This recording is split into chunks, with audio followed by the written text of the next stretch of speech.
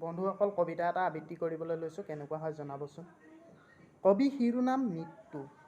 মৃত্যু অলিখিত চুক্তিত স্বাক্ষৰতীয়, জন্মলগ্ন ই চিৰন্তন সত্য।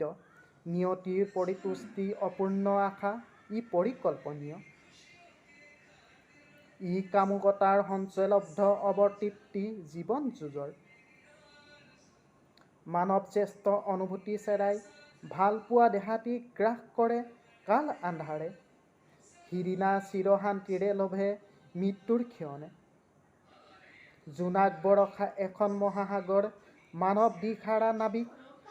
ডাঠ কুঁৱলীয়ে ছানি ধৰা এটা কেঁচা জোন। এয়াই মানৱ জীৱন, কঠিন শিলৰ বুকুত গঢ়া ৰঙীন স্থাপত্য। অস্ফুট বেদনাৰ ভাষাৰ আভা মৃত্যু। এই ভাষা অৱশ্যে অবৈধ। এটা মাথো শব্দই সমস্ত পাহৰাই অন্তিম চয়ন মৃত্যু।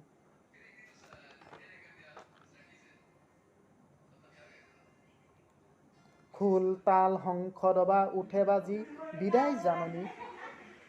কাংক্ষিত সূৰ্যল উৎস জীৱনৰ মৰ্মাৰ্থ মৃত্যু।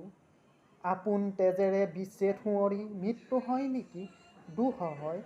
নহয়, ই পৰমাত্মাৰ সান্নিধ্য, ই চিৰন্তন ব্ৰহ্মাণ্ডৰ অংগ, ই অনিবাৰ্য নিশ্চিত পৰিণতি মাত্ৰ, ই চিৰন্তন মহাসত্য।